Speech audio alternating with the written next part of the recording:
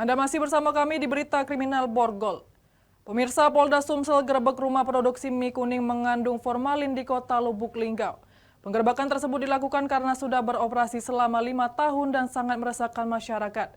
Ratusan kilogram mie bercampur formalin diamankan polisi. Polisi menutup paksa rumah produksi mie yang dicampur formalin yang berada di Jalan Kenanga 1 lintas Kelurahan Senalang, Kecamatan Lubuk Linggau Utara 2, Sumatera Selatan. Polisi juga memasang polisi lain dan mengamankan seorang ibu-ibu pemilik usaha mie berformalin.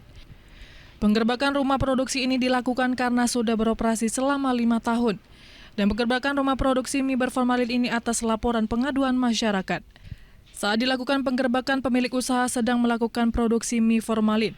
Ketika dilakukan penggerebekan, ternyata pekerja tertangkap tangan sedang mencampur atau merendam mie yang sudah jadi ke dalam ember hitam yang berisi formalin. Hadi Sutrianto, Kasubdit Indaksi Diskrimsus Polda Sumsel menyebutkan ada 200 kg lebih mie formalin yang siap diedarkan dan diamankan. Dalam 1 bulan mie bercampur borak dan formalin itu diproduksi 5-6 ton.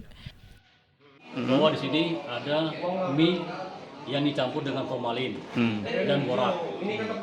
Kemudian kami lakukan pengecekan sini dan tata tangan mereka sedang melakukan perbuatan tersebut, yaitu mencampur mie sudah dimasak, kemudian rendam dengan melakukan sudah campur formalin sama borak. Bertonton mie itu diedarkan di pasar satelit kota Lubuk Linggau guna proses lebih lanjut. Seorang pemilik usaha mie selanjutnya digelandang ke Mapolda Sumsel. Dari Lubuk Linggau, Sudirman, iNews melaporkan.